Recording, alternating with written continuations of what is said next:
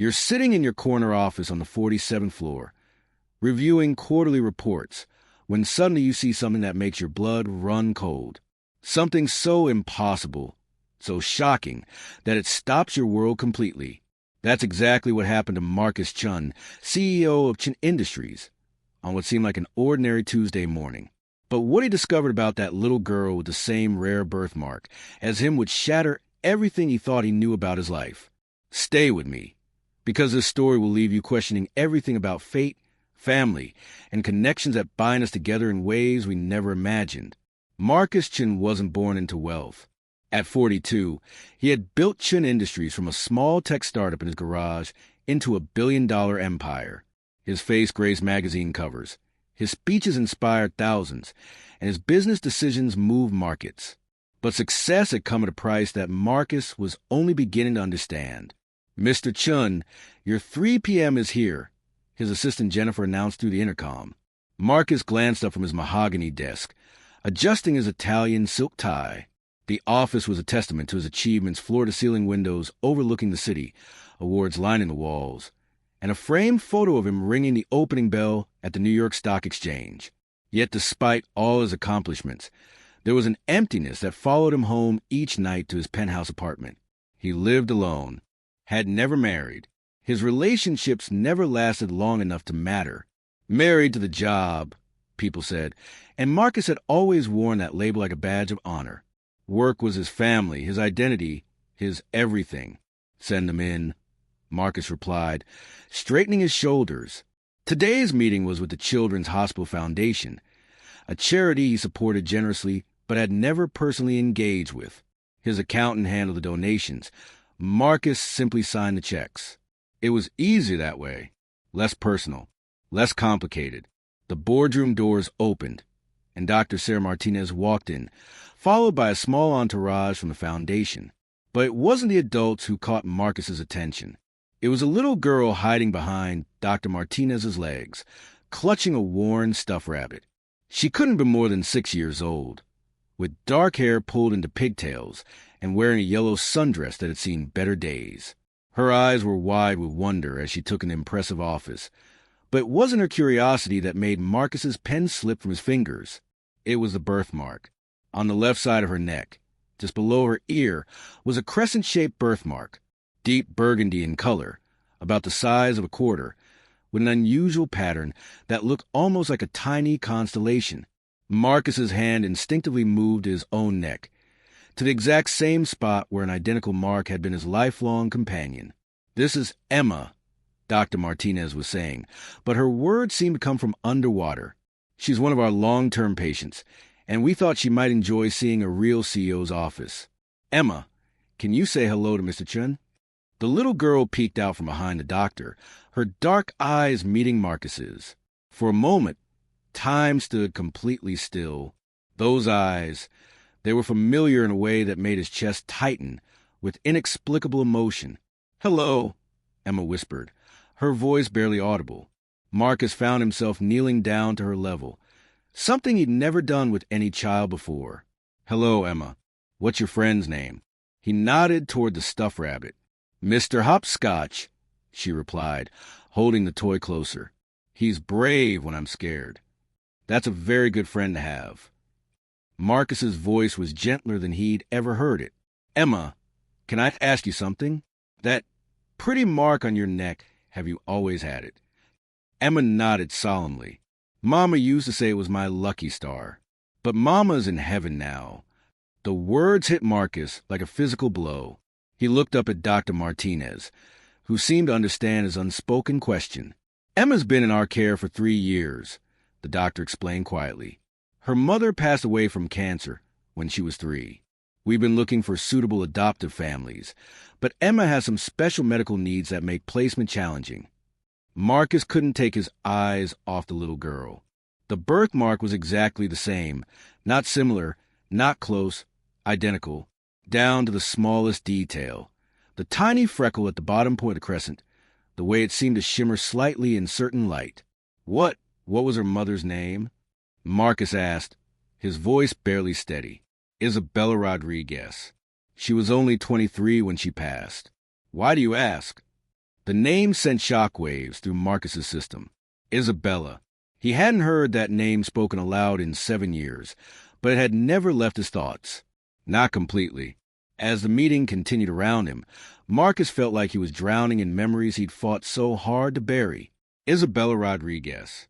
The college student he'd met at a coffee shop near Stanford when he was 26, working 18-hour days trying to get his startup off the ground. She was studying to be a teacher, with dreams of changing the world one classroom at a time. Her laugh could light up a room, and her optimism was infectious.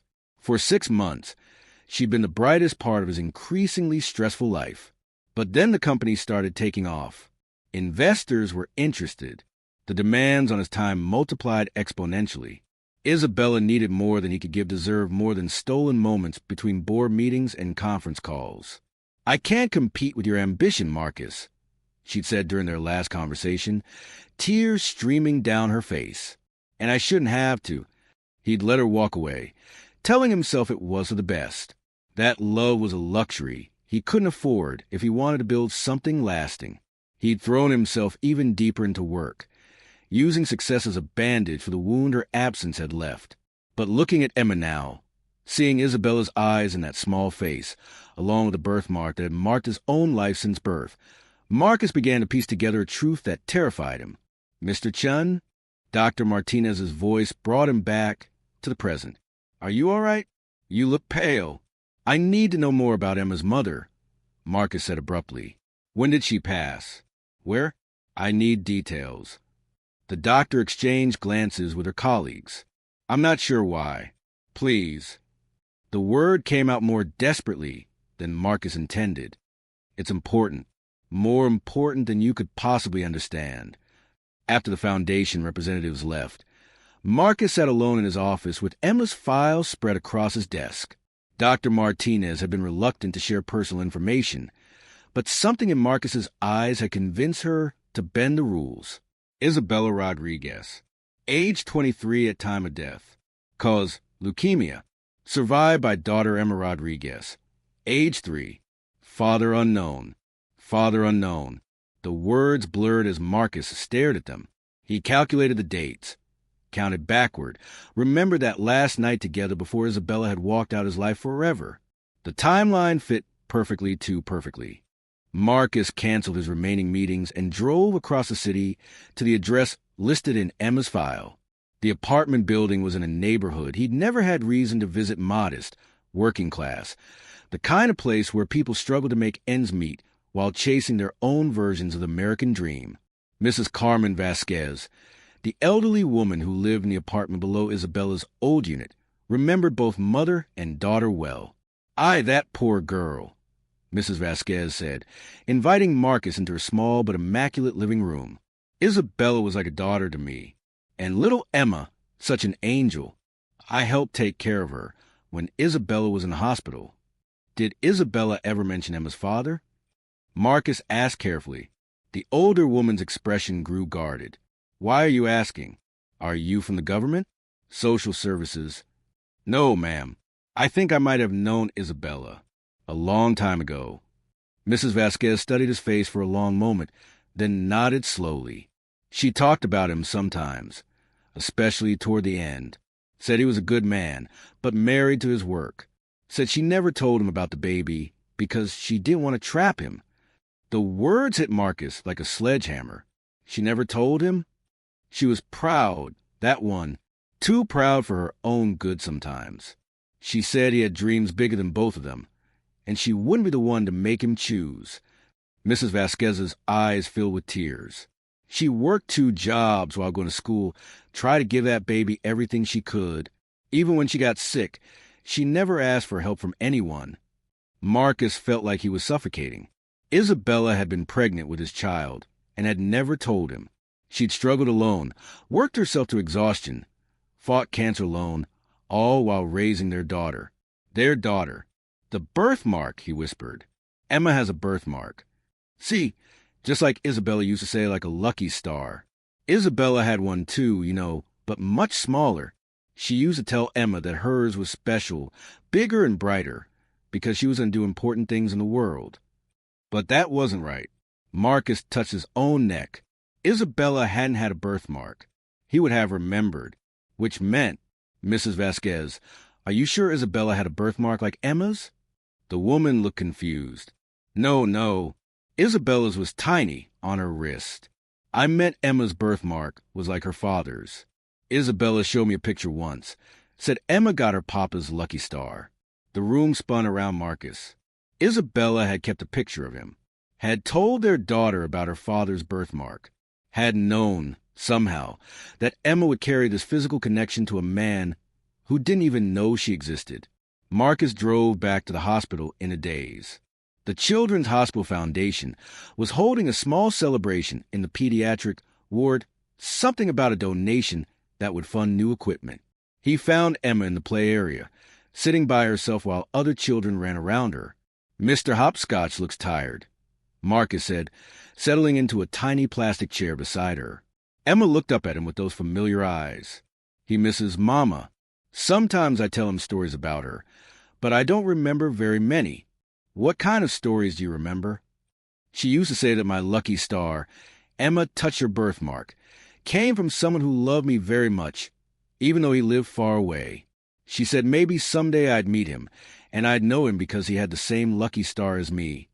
Marcus's throat closed completely. He couldn't speak, couldn't breathe. Isabella had known. Somehow, she'd known that one day Emma might need to find her father. Emma, he managed to whisper, what if that someone wasn't as far away as you thought? The little girl tilted her head, studying his face with the serious expression children get when they're trying to solve a puzzle. Her small fingers reached up and gently touched the birthmark on Marcus's neck. You have a lucky star, too, she said in wonder. Yes, I do. Does that mean? Marcus knelt down so they were eye level. Emma, I think it means I'm your daddy. The words hung in the air between them like a bridge waiting to be crossed. Emma stared at him with Isabella's eyes, processing this information with a gravity that only children can bring to life-changing moments. My daddy, she whispered. I think so, sweetheart. I think I am. And then, without hesitation, without fear, this little girl who had every reason to be cautious about trusting adults launched herself into Marcus's arms. She smelled like hospital soap and strawberry shampoo, and she fit against his chest like she'd always belonged there. I knew it, she mumbled into his shoulder. Mama said my daddy had kind eyes. You have kind eyes. Marcus held her, this daughter he'd never known existed, and felt something inside his chest crack wide open. All those years of chasing success, building empires, climbing mountains of achievement, none of it mattered. Nothing had ever mattered as much as this moment, holding his child. Dr. Martinez found them there 20 minutes later, Emma asleep in Marcus's arms while he whispered promises into her hair. Promises to never let her feel alone again. Promises to be the father Isabella had believed he could be. The doctor took one look at them and knew. The DNA test will take a few days to confirm, she said quietly, but I've seen enough families reunite to recognize it when it happens. She's been here for 3 years, Marcus said, his voice thick with emotion. 3 years, and I never knew. How do I make up for that? You don't make up for lost time, Dr. Martinez replied gently. You make the most of the time you have left. The DNA test was a formality. Marcus had known the truth the moment he saw Emma's birthmark, but the world needed scientific proof. When the results came back 99.9% positive, Marcus was already deep into the adoption process. But it wasn't simple. The state had to conduct home studies, background checks, evaluations. Marcus hired the best family lawyers money could buy. But more importantly, he hired Dr. Lisa Park, a child psychologist who specialized in helping families navigate complex reunifications. Emma's been in institutional care for 3 years, Dr. Park explained during one of their sessions. She's learned to be self-reliant in ways that no 6-year-old should have to be. This transition needs to be gradual, careful. Marcus rearranged his entire life. He turned day-to-day operations of Chen Industries over to his trusted COO, keeping only the strategic decisions that required his direct attention. He sold his penthouse and bought a house in the suburbs with a big backyard and a swing set. He learned about organic foods and bedtime stories, and the difference between frozen and frozen too. Most importantly, he learned about Emma. She was brilliant reading at a third grade level despite being only 6. She loved art and making up songs and had an uncanny ability to remember every detail of every story anyone ever told her.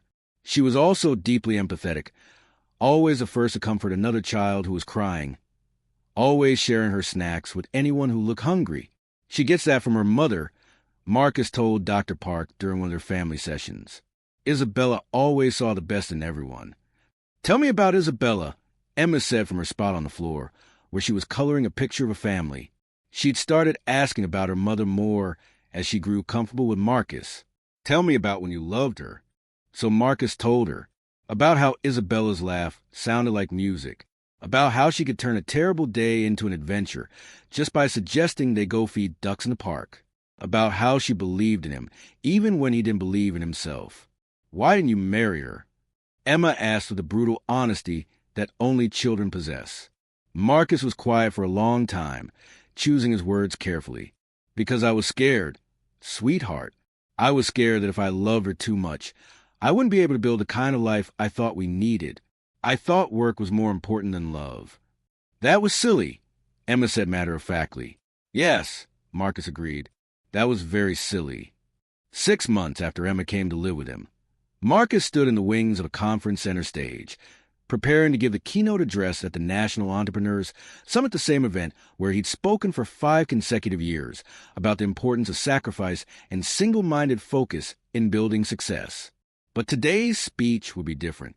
"Ladies and gentlemen," the announcer called, "please welcome CEO of Chen Industries, Marcus Chen." Marcus walked onto the stage, but instead of his usual polished presentation about market domination and competitive advantage, he began with a photo, a picture of Emma on her first day of first grade, missing her front teeth, grinning at the camera with paint on her nose from art class. "This is my daughter Emma," he said to the surprised audience. 6 months ago, I didn't know she existed. And 6 months ago, I thought I knew what success looked like." He told them about the birthmark, about Isabella, about finding Emma in a hospital and realizing that everything he built meant nothing if he had no one to share it with. "I spent 20 years climbing a mountain," Marcus continued, "and when I reached the top, I realized I climbed the wrong mountain. Success isn't about what you accumulate. It's about what you contribute. It's about the lives you touch, the love you give, the legacy you leave in the hearts of people who matter." The audience was completely silent, hanging on every word. "Emma taught me that we don't have to choose between success and love. We have to choose the right definition of success. My company is more profitable now than it's ever been, not in spite of the fact that I'm a father, but because I'm a father, because everything I do now has purpose beyond just profit." He paused, looking out at the faces in the crowd, many of them entrepreneurs who, like him, had sacrificed family for ambition. "I'm not saying abandon your dreams. I'm saying expand them. Include the people you love in your definition of achievement. Because at the end of your life, no one's going to remember your quarterly earnings. They're going to remember how you made them feel. They're going to remember whether you showed up." The standing ovation lasted for 3 full minutes. A year later, Marcus stood in the same hospital where he'd first met Emma, but this time he wasn't there as a donor making a brief appearance. He was there as the father of a healthy, happy 7-year-old who insisted on visiting her hospital friends every month. Emma ran ahead of him into the pediatric ward, her backpack full of art supplies and homemade cookies. She'd appointed herself the unofficial morale officer for Children's Wing, organizing craft sessions and storytelling hours with a fierce determination she'd inherited from both her parents. "Mr. Chen," Dr. Martinez called out, approaching with a smile. "Emma's impact on this place has been incredible. The other children light up when they see her coming." Marcus watched his daughter settle in with a group of kids around a small table, already deep in conversation about whatever art project she had planned for them today. Her birthmark caught the light as she turned her head, and Marcus touched his own matching mark, no longer a random quirk of genetics, but a symbol of the connection that had brought them together. "She's got Isabella's heart," he said softly, "and apparently my stubborn streak when it comes to helping people whether they want help or not.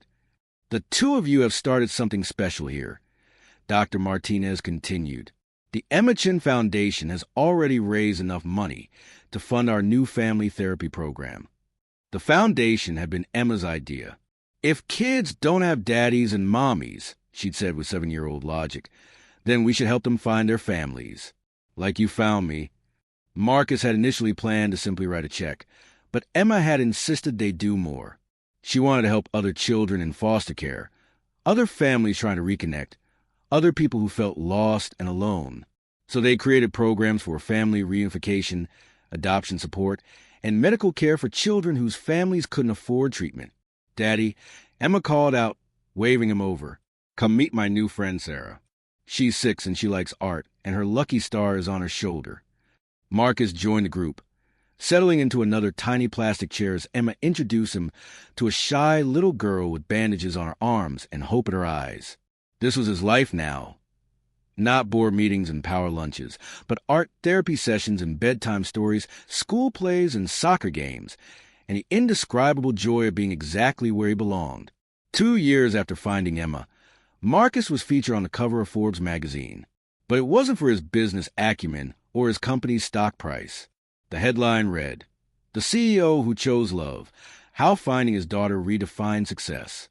In the interview, Marcus talked about the Chen Industries Employee Family Support Program, which provided on-site childcare, flexible schedules for parents, and emergency family assistance. The company's productivity had increased by 23% since implementing these policies, and employee satisfaction scores had reached record highs. When you treat your employees like family, Marcus explained to the interviewer, they treat your company like home. And when people feel at home, they do their best work. But the real measure of success wasn't in the magazine articles or the awards lining his office walls. It was in the way Emma ran to him every day after school, backpack flying behind her as she launched herself into his arms with stories about her day. It was in the quiet moments before bedtime when she'd trace the birthmark on his neck and say, "We match, Daddy." It was in a photo Isabella had kept, the one Mrs. Vasquez had given him, showing a young Isabella holding baby Emma, both of them touching the birthmark on Emma's neck while looking at a picture of Marcus. Isabella's eyes were full of love and sadness, but also hope, as if she'd known that someday this connection would bring father and daughter together. On Emma's 8th birthday, Marcus took her to visit Isabella's grave for the first time. Emma placed a bouquet of sunflowers, Isabella's favorite, by the headstone, and sat down to tell her mother about her life. "I found him, Mama," she whispered, "just like you said I would. He has kind eyes and he makes the best pancakes, and he reads me stories every night. And guess what? He loves you too. He told me so." Marcus knelt beside his daughter, placing his own flowers next to hers. "Thank you," he said to the headstone, to Isabella, to the universe that had conspired to bring them all together. Thank you for her. Thank you for believing in me even when I didn't believe in myself. Thank you for giving me the chance to be the man you always knew I could be. Emma took his hand, her small fingers intertwining with his. "Daddy." "Yes, sweetheart." "Do you think Mama knew about the birthmarks and everything?" Marcus looked down at his daughter, this miracle child who had changed everything, who had shown what really mattered, who carried the best of both her parents in her brave little heart. "I think," he said slowly, "that your mama knew a lot of things. I think she knew that love finds a way, even when we make mistakes. I think she knew that family isn't just about being together. It's about finding each other when you need it most." Emma nodded sagely, as if this made perfect sense to her. "I think so, too. And I think she's happy that we're together now. I know she is, sweetheart. I know she is." Today, Marcus Chen is still the CEO of Chen Industries, but he's also something far more important. He's Emma's dad. The company continues to thrive under his leadership, but it's built on different principles now. Principles of family, community, and the understanding that true success is measured not in dollars earned, but in lives changed. Emma is now 10 years old, brilliant and compassionate, and determined to change the world one person at a time. She still visits the Children's Hospital every month, still organizes art sessions and storytelling hours, still believes that everyone deserves to feel loved and valued. The Emma Chen Foundation has grown into a multi-million-dollar organization that has helped reunite over 200 families and provided support to thousands more. Marcus serves as chairman, but Emma is the heart and soul of everything they do. And sometimes, late at night when he's tucking Emma into bed, Marcus will look at their matching birthmarks and remember that moment when he first saw her in his office. The moment when everything changed. The moment when he realized that some connections transcend time and space and circumstance. The moment when he learned that the most important discoveries aren't made in boardrooms or laboratories. They're made in the quiet spaces of the heart, where love lives and family begins and miracles happen every single day. Emma Chen Rodriguez. That's her full name now. Honoring both parents who loved her is living proof that sometimes the most extraordinary stories begin with the simplest moments. A birthmark, a glance across a room, a recognition that goes deeper than sight, deeper than knowledge, all the way down to the soul. She is her father's daughter and her mother's legacy, a bridge between past and future, a reminder that love really does find a way. And Marcus? He's finally learned the difference between being successful and being significant, between building a fortune and building a family, between climbing mountains and coming home. He's learned that sometimes the greatest achievements come not from what we accumulate, but from what we discover we already had all along.